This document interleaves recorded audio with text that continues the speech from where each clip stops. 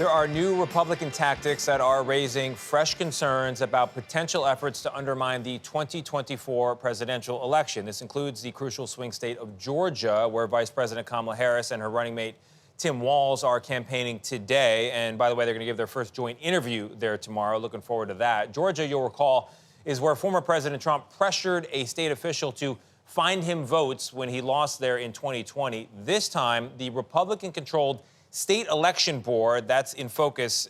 Critics say the board is taking steps that could actually disenfranchise voters. As part of CBS News' Democracy Watch, Scott MacFarlane is back and reports that the state is giving new power to potential election deniers.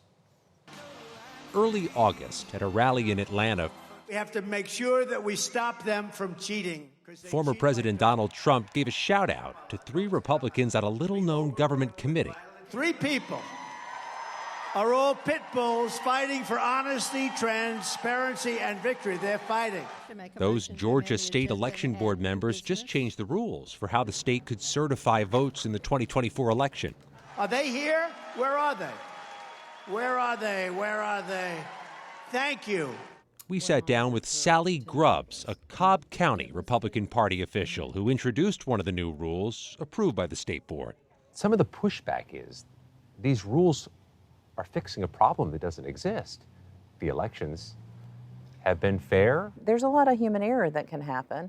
Grubbs and her allies believe these rules are necessary to address election fraud, even though those claims were proven false in 2020. We know who won. We know who won Georgia. It's President Biden. President Biden won Georgia. You don't think so? I do not think it was a free and fair election. In a fiercely divided vote earlier this month, the board approved Grubbs' new rule and others that empower local officials in any of Georgia's 159 counties to question the election before they'll certify results. Is there a motion to certify the election? Certification officially ends the voting process, typically a formality. I move to certify the election. Now, in Georgia and elsewhere, new rules offer an open door to question the legitimacy of elections. Since 2020, more than 24 counties across the nation have tried to block certification of their elections. Experts warn it's deniers throwing a wrench into the system. It's a power grab. David Becker is an elections expert and former Justice Department official.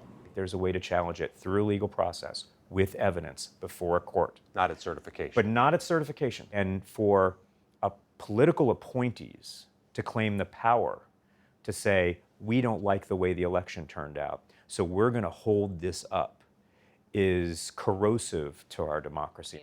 Tori Silas is Cobb County's election administrator and a Democrat. She'll be in charge of implementing these new rules, which can turn just about any complaint into a reason to delay naming a winner. What's your objection to it? There are no parameters. There are no... It can be anything. It really could be anything. There's already a process for challenging election results after the regular certification process. Georgia's 2020 votes were counted 3 times. And Georgia's top elections official, a Republican, doesn't support the board's changes either. Well, as I've been very clear, the state election board's a mess. But rules passed by this small board of political appointees could have wide-reaching implications on our election this November. Let's say one county raises their hand and says, we got a problem here. Even one piece being delayed prevents the state from certifying the results. It could lead to uncertainty about the process that could be used by losing candidates to incite anger and potentially violence. The Democratic National Committee, with the support of Vice President Harris's campaign, has filed a legal challenge to stop the new rules, saying they would invite chaos and run the risk of mass disenfranchisement of Georgia voters if a county delays certifying its results. But supporters of the new rule, Tony, including the head of the Cobb County Republican Party, tell CBS News the new rules won't lead to delays. Still, it's a solution in search of a problem, and as you laid out there, it could cause a whole lot of other problems because we've got a very tight election timeline for Congress to certify the results. We hope it all goes smoothly, of course. Scott, thank you very much.